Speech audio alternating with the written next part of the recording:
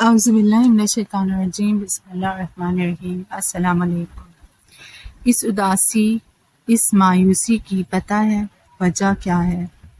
ہماری زندگی میں ہر کچھ دن بعد عجیب اداسی اور مایوسی کا سایہ کب چھا جاتا ہے اور ہمیں خبر ہی نہیں ہوتی۔ یہ بنا بتائے آ جاتی ہے اور اچھی طرح موٹیویشن زیرو کرنے کے بعد چلی بھی جاتی ہے۔ مایوسی بہت سی وجہ سے ہو سکتی ہے۔ مایوسی آپ کے شکر نہ کرنے کی وجہ سے بھی آ جاتی ہے۔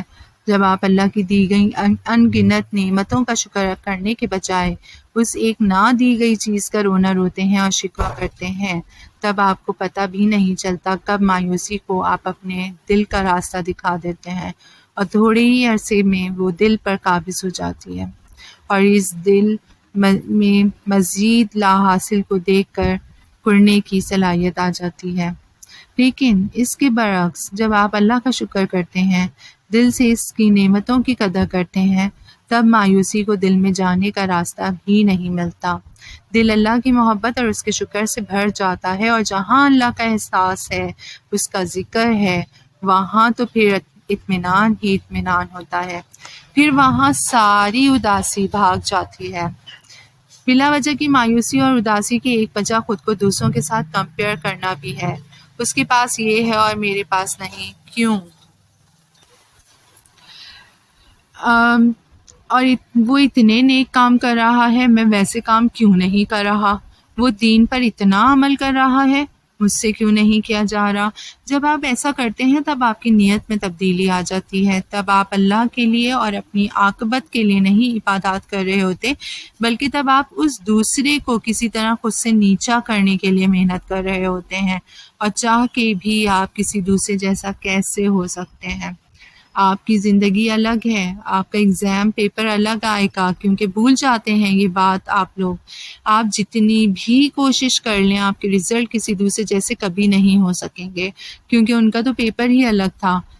جب آپ اتنی محنت کر کے بھی دوسروں جیسے رزلٹس لانے میں ناکام ہو جاتے ہیں، تب ایک تو ساری عبادات کرنے کی انرجی زیرو ہو جاتی ہے، دوسرا مایوسی اور اداسی چھا جاتی ہے۔ کیونکہ اتنی محنت کے بعد آپ کو وہ ریزلٹس نہیں ملتے جو دوسرے کے پاس تھے۔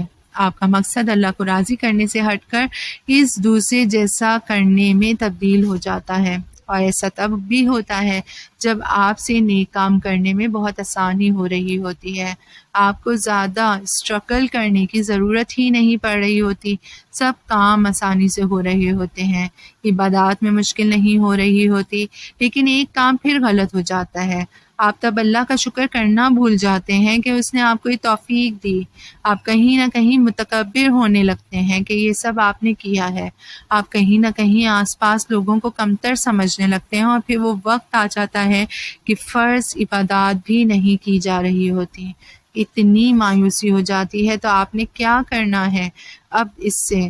اللہ کا شکر۔ وہ کیسے؟ اللہ کو محسوس کر کے، اس کی قدر کر کے۔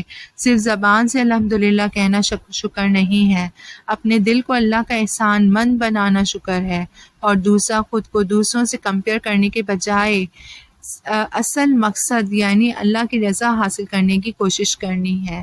ایسا تب ہوگا جب آپ اپنے ہر عمل میں نیت کو چیک کریں، اب یہ کیوں کر رہے ہیں، مقصد ڈھونڈیں، ہر کام کا آپ کو راہ مل جائے گی انشاءاللہ۔ شکریہ۔